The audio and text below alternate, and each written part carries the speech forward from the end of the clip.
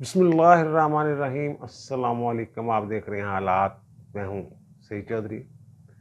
मुल्की हालात के हवाले से मुख्तलिफ सवालात लोगों के जहन में उठ रहे हैं। आप लोग कमेंट्स में भी उस बाबत सवाल करते हैं, फ़ोन भी कर लेते हैं कुछ दोस्त, व्हाट्सएप पे भी कुछ मैसेजेस आ जाते हैं। यही सवाल यही है कि जनाब इलेक्शन कब होंगे, 2023 में होंगे या 2024 में होंगे?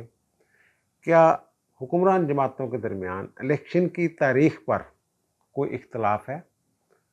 और नून लीग के अंदर क्या दो धड़े हैं?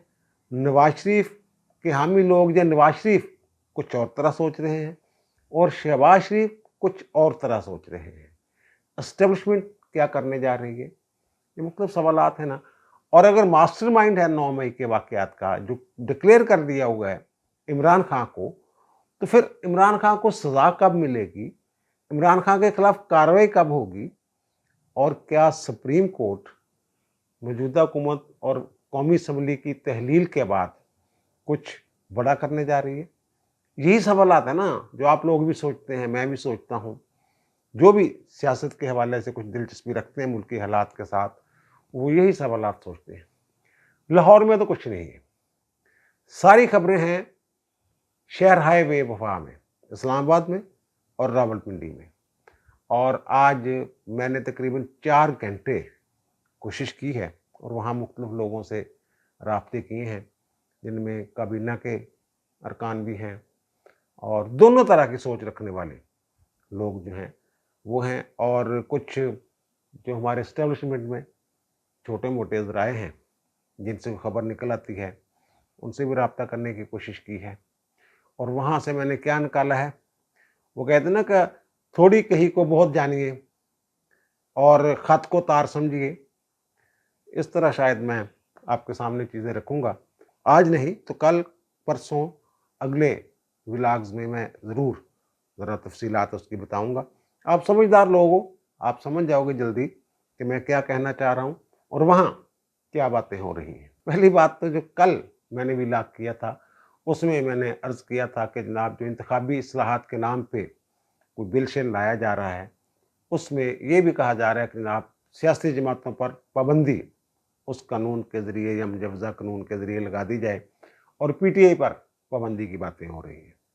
मैंने कल ये अर्ज़ कर दिया था कि कानून के ज़रिए किसी सियासी जमात पर पाबंदी नहीं लगाई जा सकती। कोई कानून बनाया ही नहीं जा सकता। सिर्फ आइन में तरमीम करके ये किया जा सकता है और आइन में ये पहले ही चीज़ मौजूद है।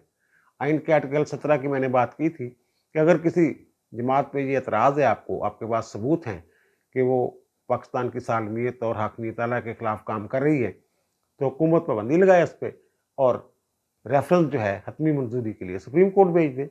यही एक तरीक़ाकार है, कानून नहीं बन सकता इस आर्टिकल के होते हुए, आर्टिकल 17 की मौजूदगी में। तो वो ऐसे ही हुआ है। आज वज़ीर कानून आज़म वज़ीर तारड़ साहब ने कह दिया कि जनाब 99% मुख्तलिफ नुकात पे इत्फाक हो गया है। वो सारे टेक्निकल चीज़ें हैं कि 15 दिन की बजाय 7 दिन में फैसला कर दिया जाए किसी अपील का, ट्रिब्यूनल को ये कर दे, इस तरह की चीज़ें हैं वो ज़्यादातर। तो उसमें कोई बहुत बुनियादी चीज़ें जो उनमें तब्दीलियाँ नहीं हैं। तो बहरहाल उसके शफाफ इलेक्शन के हवाले से उसके असरात तो होंगे। वो उन्होंने कह दिया है वज़ीर कानून ने कि जनाब वो जो सियासी जमातों पर पाबंदी से मुतल्लिक़ नुकात थे, वो हमने एजेंडे से निकाल दिए। उसका फ़ायदा ही कोई नहीं था। अभी मैंने कल कहा था सिर खेप होने वाली गल है।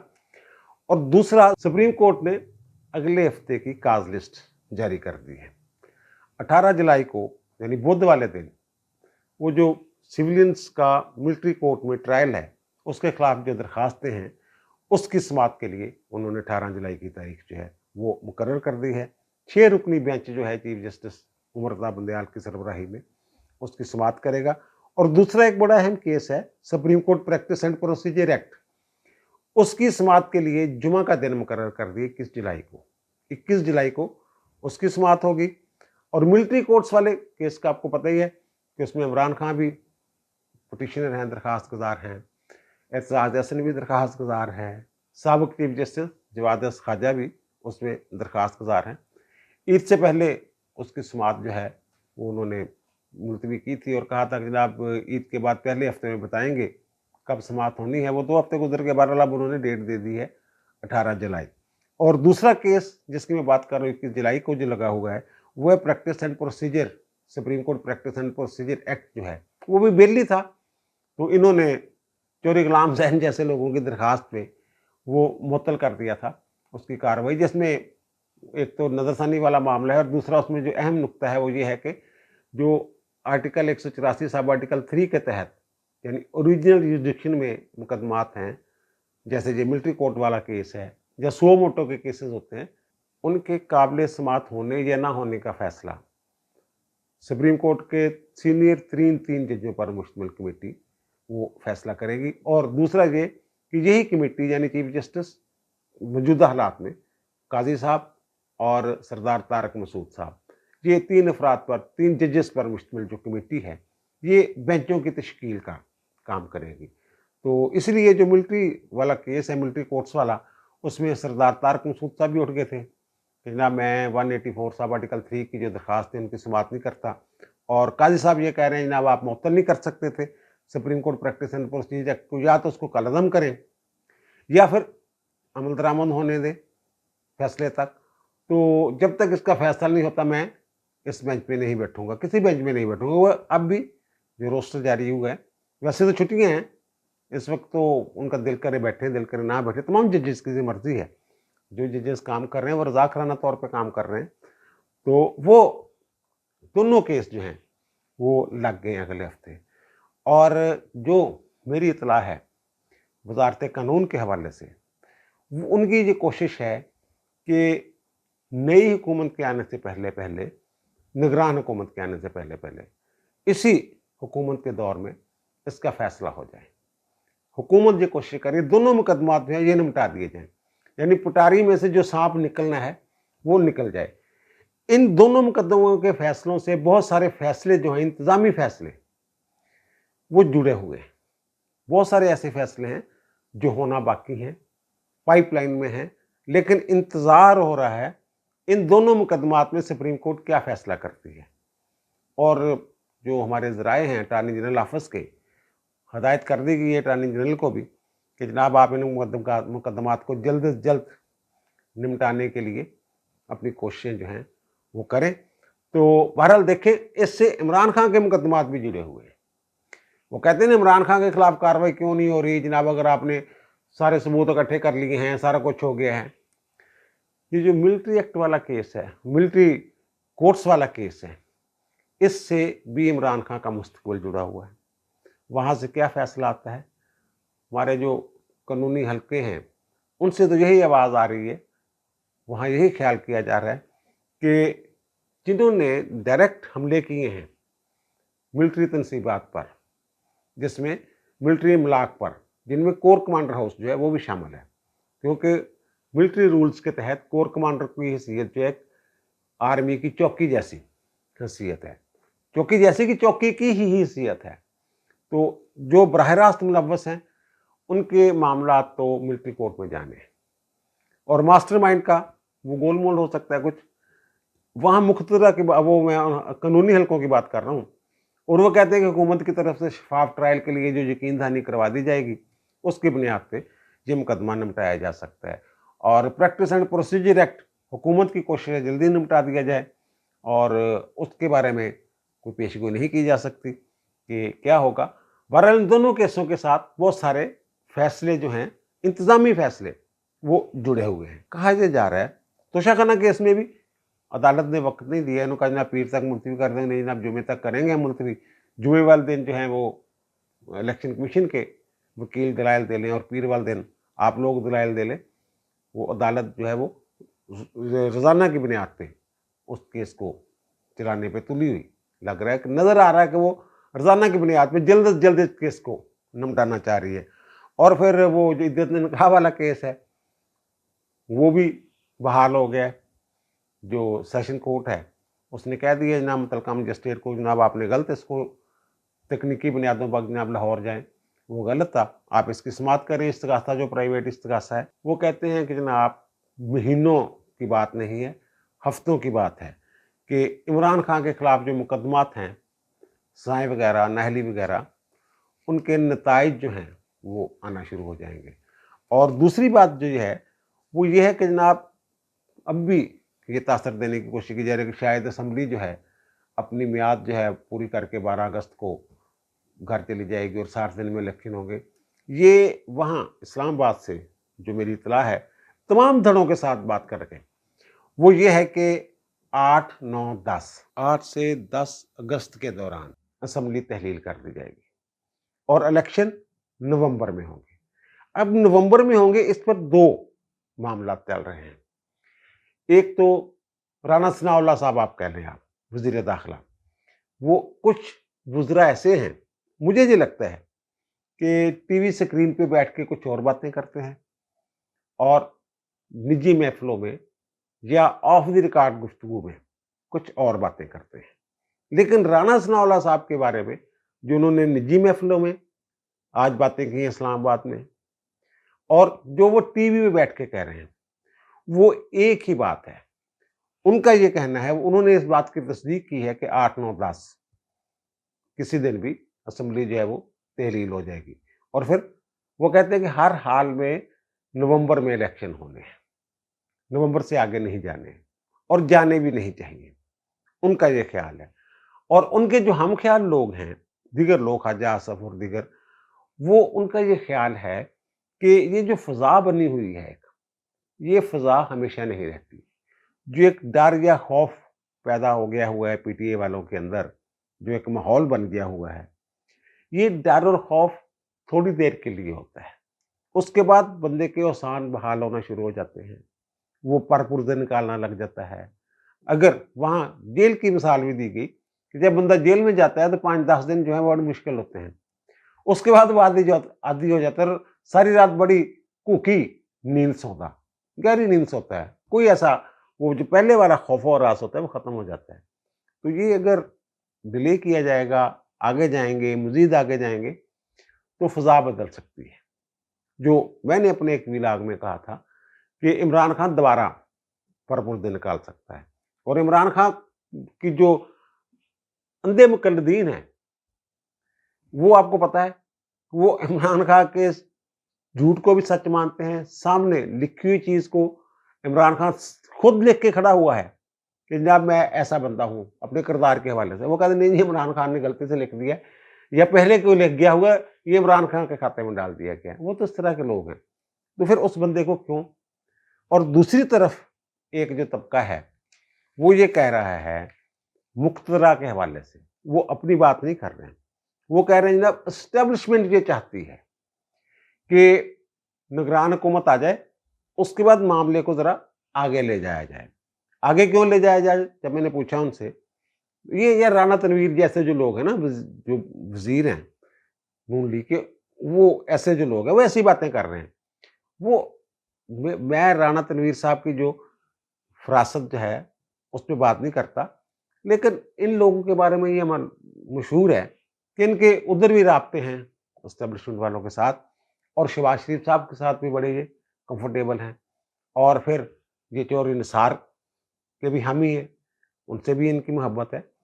یہ ان لوگوں کا جو زبان ہے وہ اس طرح کی زبان ہے جو پنڈی والوں کی طرف سے انہیں کہا جاتا ہے، یا پھر شہباز شریف کے ساتھ کیونکہ یہ بہت زیادہ کمفرٹیبل ہے، نواز شریف کے ساتھ اس طرح کمفرٹیبل نہیں ہے۔ بہت سارے لوگ ایسے ہیں جو بڑی محبت رکھتے ہیں نواز شریف سے، ان کی بات پر جان دینے کے لیے تیار ہیں، لیکن ان کے ساتھ کیونکہ بے تکلفی نہیں ہے، ان کی بے تکلفی شہباز شریف کے ساتھ ہے، مذاق بھی ہے شہباز شریف کے ساتھ، دوستانہ بھی ہے، تو ظاہر ہے ان کی پہلی ترجیح تو شہباز شریف ہی ہوں گے نا۔ تو وہ جو لوگ ہیں وہ یہ کہہ رہے ہیں کہ جناب شہباز شریف صاحب پہ بڑا دباؤ تھا، ذرا آگے لے جانے والا معاملہ، ایمرجنسی یہ وہ، تو انہوں نے کہا کہ جناب میں تو مدت پوری کر کے یا اسمبلیاں تحلیل کر کے جو آئینی راستہ ہے جا رہا ہوں، تو آگے نگران حکومت جانے اور اسٹیبلشمنٹ جانے، یہ جو مرضی کہہ لیں جناب وزیر اعظم اور قائد حزب اختلاف مل کر نئے وزیر اعظم کا، نگران وزیر اعظم کا تقرر کرتے ہیں۔ جو بھی نگران حکومت آتی ہے اس نے وہی کرنا ہوتا ہے. اس کے پاس ایک ہی طاقت ہوتی ہے بیچارے کے پاس, اس وزیر اعظم کے پاس, اسٹیبلشمنٹ کی طاقت. اس کے پیچھے جو اسٹیبلشمنٹ نے کہنا ہوتا ہے وہی انہوں نے کرنا ہوتا ہے. جب 2018 میں اسی مہینے, اور میرا خیال آج ہی کے دن, بیگم کلثوم کو بستر مرگ پہ چھوڑ کے آئے تھے نواز شریف اور ان کی بیٹی مریم نواز, تو یہ چاچو جو ہے ایئرپورٹ نہیں پہنچ سکے تھے. بہت سارے لوگوں نے اعتراض کیا. حسن عسکری صاحب جو تھے, یہاں کے وزیر اعلیٰ تھے, انہوں نے نہیں پہنچ, حسن عسکری کے ہاتھ پاس شاہی کچھ نہیں تھی, انہوں نے نہیں پہنچنے دیا تھا.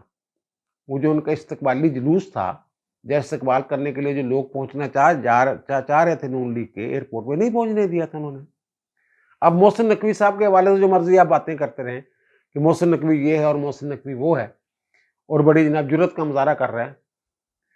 کوئی جرت نہیں ہونی تھی اگر پیچھے وہ نہ ہوتے. وہ ان کے پیچھے کھڑے ہوئے ہیں, اس لیے ان میں اتنی جرت ہے. اور وزیر اعظم صاحب جو ہیں, یہ جو سڑکوں پہ نکلے ہوئے ہیں سرکاری ملازم پنجاب کے, کہ جناب باقی صوبوں کے برابر تو کم از کم تنخواہ بڑھاتے ہیں ہماری. اور پینشنرز کے ساتھ تو اتنی زیادتی ہوئی ہے پنجاب میں کہ باقی صوبوں میں, وفاق میں 17.5% اضافہ ہوا ہے اور پنجاب میں 5%. بھائی پنجاب میں ایسا کیا مسئلہ ہو گیا ہے؟ پیسے تو وہیں سے آنے ہیں نا جہاں سے باقیوں کو آئے ہیں. تو آپ کا کیا مسئلہ ہے؟ اور وزیر اعظم صاحب, اگر ان کے ہاتھ بس میں ہو کچھ, تو وزیر اعظم صاحب جو ہیں, انہوں نے وعدہ کیا تھا نا گورنر ہاؤس میں صحافیوں کے ساتھ, جب سوال کیا گیا تو ان کا جناب وہ محسن نقوی صاحب جو ہیں وہ سعودی عرب گئے ہوئے ہیں, وہ واپس آئیں گے تو میں ان سے بات کروں گا. اس بات کو بھی کتنی دیر ہو گئی ہے, کتنے دن ہو گئے ہیں, روزانہ ساتھ ہوتے ہیں کسی نہ کسی افتتاح پہ. اس کا کوئی جواب نہیں آیا اور لوگ سڑکوں پہ نکلے ہوئے ہیں. اور لوگ سمجھ رہے ہیں کہ جناب بڑا زیر اثر ہے یہ وزیر اعلیٰ پنجاب جو ہے, یہ زرداری صاحب کے یا شہباز شریف صاحب کے, ان کا بچہ ہے. لیکن یہ میں بتا رہا ہوں کہ یہ اسٹیبلشمنٹ کے بغیر نگران حکومت جو ہے ٹکے دی نہیں ہوں. اور وفاق میں جو نگران حکومت آئے گی اس نے بھی وہی کام کرنا ہے. اس کے پاس کوئی طاقت ہی نہیں ہوتی اسٹیبلشمنٹ کے سوا. اس نے اپنے تمام فیصلے اور ان فیصلوں پر عمل درآمد ان کی طاقت سے کروانا ہوتا ہے. تو ظاہر ہے وہ جب کوئی آ جائے گا وزیر اعظم, نگران وزیر اعظم جیسا بھی ہو, تو چلانا تو اس کو اسٹیبلشمنٹ نہیں ہے. اگر سپریم کورٹ کے ساتھ پھڈا لینا پڑا تو وہ ان کی طاقت پہ لے لے گا. اور اگر لملیٹ ہونا ہوگا, وہ کہیں گے لملیٹ ہو جاؤ, سپریم کورٹ کے سامنے لیٹ جاؤ, تو لیٹ جائیں گے. بہرحال وہاں جو موڈ نظر آ رہا ہے, ان کا جو موڈ ہے اسٹیبلشمنٹ والوں کا, وہ لملیٹ ہونے کا کوئی موڈ نہیں ہے. وہ 9 مئی کے واقعات میں ملوث جو لوگ ہیں ان کے ساتھ کسی قسم کی رعایت کرنے کے لیے تیار نہیں. عمران خان کے لیے قطعاً ان کے دل میں نرم گوشہ نہیں. یہ تو چلو ہوگی نا عام باتیں, جو عام سوالات. لیکن ایک اور بڑا اہم سوال ہے کہ نون لیگ کے اندر 2 باتیں ہو رہی ہیں. ایک تو ہے جناب چوتھی مرتبہ وزیر اعظم ہوں گے نواز شریف. میں نے اپنے ایک ویلاگ میں کہا تھا ذرائع سے کہ اگلے وزیر اعظم شہباز شریف ہوں گے. اب جو شہباز شریف کے ساتھ کمفرٹیبل لوگ ہیں, جو ان کی وزارت عظمیٰ میں مزے کرتے ہیں, نون لیگ کے لوگ, ان کی بات کر رہا ہوں میں, وزیر جو ہیں, وہ اس بات پہ ایسی باتیں کر رہے ہیں کہ جناب اسٹیبلشمنٹ یہ کہہ رہی ہے. اسٹیبلشمنٹ مجھے نہیں پتا کہہ رہی ہے یا نہیں کہہ رہی.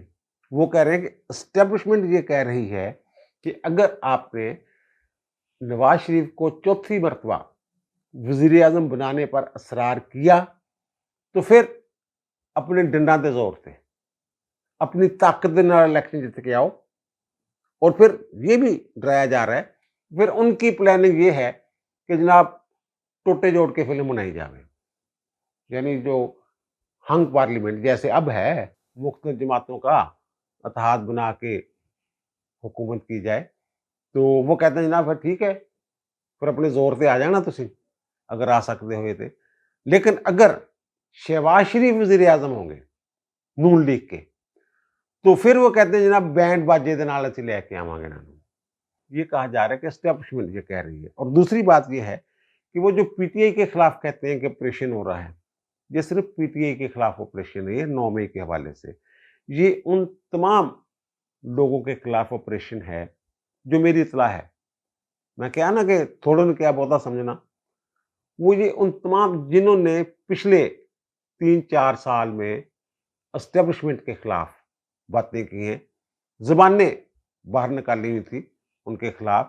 اور اس میں پھر وہ میں نے بات کی ہے کہ وہ کہتے ہیں جناب اگر چوتھی مرتبہ نواز شریف کو لانا ہے تو پھر اپنے زور سے آ سکتے تو آ جانا، اور اگر شہباز شریف جو ہیں وہ وزیر اعظم ہوں گے تو پھر جناب ہم بینڈ بازی کے ساتھ ان کو لے کے آئیں گے. تو پھر یہ صرف پی ٹی آئی والوں کو بلکہ سب کے خلاف جن کے بارے میں ذرا سا بھی شک ہے ان کو، یہ اگلے 10-15 سال کا پلان ہے کہ جو ایک رٹ تھی یا ایک احترام تھا فوج کا، وہ پچھلے 4-5 سال میں ختم ہو گیا. مختلف طریقوں سے ووٹ کو عزت دو سے شروع ہوا، نواز شریف نے نام لینے شروع کیے، پھر انہوں نے حد ہی کر دی پی ٹی اے والوں نے. وہ دوبارہ بحال کرنا ہے، رٹ کہہ لیں آپ اس کو، جو بھی نام دے لیں، وہ دوبارہ بحال کرنا ہے انہوں نے.